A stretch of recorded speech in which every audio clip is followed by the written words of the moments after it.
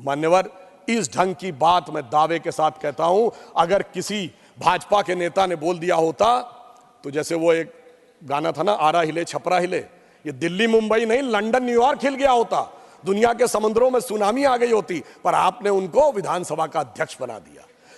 अगर इन लोगों को कोई आपत्ति हो तो मैं कहना चाहता हूं, डॉक्टर बाबा साहब अंबेडकर ने 27 अक्टूबर 1951 को जालंधर में अपने भाषण में कहा था, और किसी को समस्या हो तो doctor Ambedkar writings and speeches publish by ministry of social justice in 2014, उसके वॉल्यूम 17 और पार्ट 3 में वो पूरा भाषण है, जिसमें वो बड़े दुख के साथ कहते हैं कि नेहरू जी को माइनॉरिटी कम्युनिटी के प्रति कुछ बहुत ज्यादा लगाव है और इसलिए वो दलितों के हितों की अनदेखी कर देते हैं।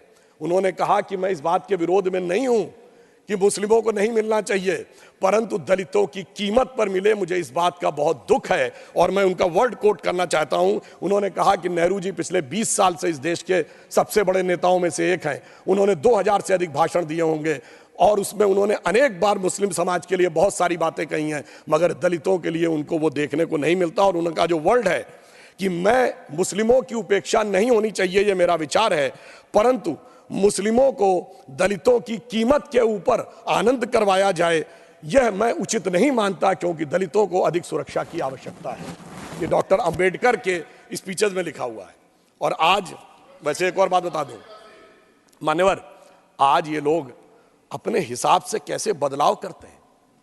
मान्यवर, मैं देश के समक्ष ये कहना चाहूंगा कि जातिगत आइडेंटिटी की बात आती है तो इस देश में एक ही नेता है जिसकी जाति, उपजाति और गोत्र भी प्रेस कॉन्फ्रेंस में बताया गया, क्योंकि तब उनको लगता है कि उसका फायदा हो सकता है। और इतना ही नहीं, जनेऊ भी दिखाया गया प्रेस कॉन्फ्रेंस में, यानी तब लगा कि शायद इसका फायदा हो सकता है, मगर फिर जब लगा कि कुछ और होना चाहिए तो बदल गए, सिर्फ 5 साल के अंदर बदल गए।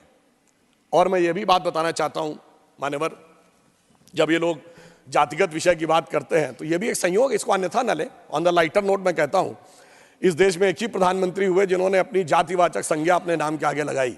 हमने कभी पंडित अटल बिहारी वाजपेयी नहीं कहा था, मगर एक ही पंडित जी हुए भारत की राजनीति में, यानी तब उसका फायदा था तो उस चीज को आगे करना है, आज दूसरा फायदा है तो दूसरे को आगे करना है। इसलिए परिस्थितियों के अनुसार इनका सामाजिक न्याय का समीकरण बदलता रहता है, यह मैं देश को बताना चाहता हूं, जबकि हमारी सोच पिछले 70 सालों में कभी भी किसी भी प्रकार से बदली नहीं है। और मैं यह भी बताना चाहता हूं, इनके एक नेता थे, कल माननीय खड़गे जी ने एक विषय की बात कही, जिस विषय की उन्होंने ट्वीट की बात कही, वो ट्वीट डिलीट भी कर दिया गया था और यह भी बता दिया गया था कि वो गलत ट्रांसलेशन था, मगर शायद उनको रिसर्च देने वाली टीम ने ध्यान नहीं दिया।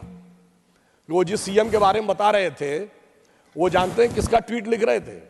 वो उसी के पहले सीएम गोपीनाथ बारदोलोई जी के द्वारा ट्रांसलेटेड का वो लिख रहे थे और उसका ट्रांसलेशन गलत हो गया था। तो मुझे समझ में नहीं आ रहा भाई, वो आप इस सीएम की बात कर रहे थे या उस सीएम की बात कर रहे थे।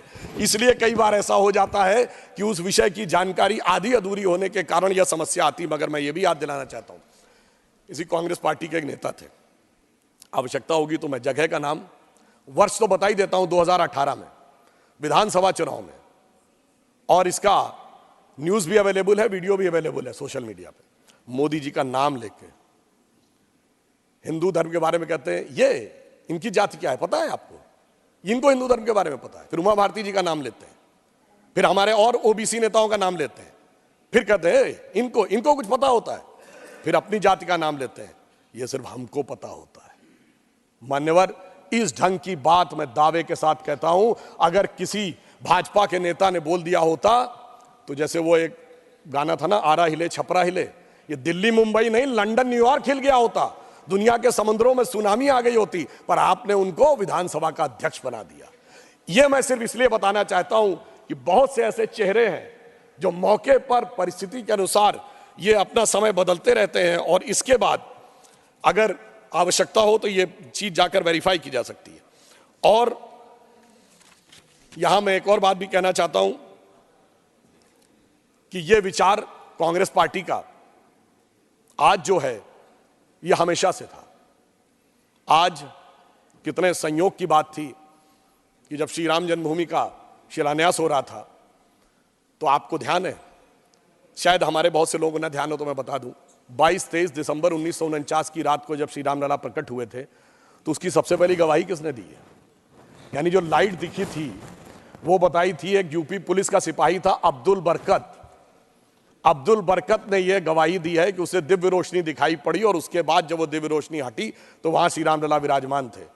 और जो पैरोकार था इकबाल अंसारी बाबरी पक्ष का, देखिए उसको भी इनवाइट किया गया और वो आ भी गया। अब्दुल बरकत को रोशनी दिख गई मगर इनको रोशनी अभी तक नहीं दिखी। इकबाल अंसारी जो था वो आ गया रामलला की प्राण प्रतिष्ठा में, उसका तो इकबाल बुलंद हो गया, इनका इकबाल नहीं बुलंद हो पाया, जमींदोज रह गया। ये मुझे समझ में नहीं आता है कि ये किस आधार के ऊपर ये निर्णय लेते हैं। वैसे इसमें भी इनको कोई नई बात नहीं है मान्यवर, ये इनकी समस्या पुरानी है। 24 अप्रैल 1951 को पंडित नेहरू जी ने जाम साहब दिग्विजय सिंह, जो सौराष्ट्र के राज्य प्रमुख थे, like chief minister of today, उनको लेटर लिखा था सोमनाथ मंदिर के उद्घाटन पे कि मैं बहुत स्पष्ट करना चाहता हूं कि मैं इससे सहमत नहीं हूं। मुझे इस बात का बहुत कष्ट है कि हमारे कुछ मंत्रिमंडल के सहयोगी जा रहे हैं, और उन्होंने कहा कि I am troubled by this revivalism, ये वर्ड है, यानी मैं इस पुनरुत्थान से बहुत दुखी और समस्या में हूं। मगर साहब हुई है वही जो राम रचि राखा, जो होना था वो हो गया। और मगर यह दर्शाता है कि जो आज की यह प्रवृत्ति है, यह प्रवृत्ति गांधी जी की नहीं थी। गांधी इस देश की धर्म संस्कृति को मानते थे, नेहरू जी की सोच अलग थी। तो मैं कह सकता हूं कि आज की कांग्रेस गांधी जी की सोच से ज्यादा नेहरू जी की सोच के ऊपर चलती है, इस कारण से यह समस्या आती है।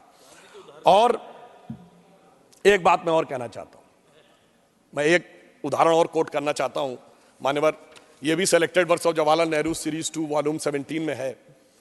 1959 में उन्होंने कहा, मैं कोट कर रहा हूं, किसी को समस्या हो तो मैं रेफरेंस के साथ बोल रहा हूं। ललित कला अकादमी में वो भाषण देते हुए कहते हैं, mister Humayun Kabir referred to the great temples of south and Taj Mahal, but whenever I go to south temples of south in spite of their duty I can not stand, I feel suppressed. और दूसरी तरफ कहते हैं, but जब मैं ताजमहल देखता हूं तो मुझे बड़ी खुशी लगती है। सेम उसमें, और ये ऑल इंडिया रेडियो के जो टेप्स अवेलेबल हैं नेहरू मेमोरियल लाइब्रेरी में, उसमें भी अवेलेबल है 1959 के उस टेप्स में। ये सिर्फ मैंने बताने का प्रयास किया कि ये सोच इस प्रकार की थी जो भारत की वास्तविक शक्ति और सत्ता को उभरने न देने के लिए थी, और इस कारण से इनकी सोच ऐसी रही। हमारी सोच क्या थी, मैं एक छोटी सी बात कहूं, प्रधानमंत्री जी ने उन सारे श्रमिकों का सम्मान किया, उन पे पुष्प वर्षा की, और ताजमहल के बारे में क्या कहानी है कि श्रमिकों के हाथ कटवा दिए गए थे। और मुझे आश्चर्य है कि जो लोग सर्वहारा की सिद्धांत की बात करते वो उस कहानी को यूटिलाइज करते थे, और सोचिए हमारे दिमागों में कैसे बैठा दिया गया कि हमें वो सही लगने लगा कि वो एक अच्छी बात थी।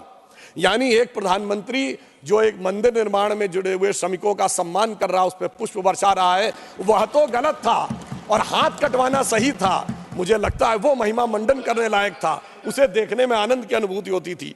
मुझे लगता है कि यह समस्या सोचनी चाहिए।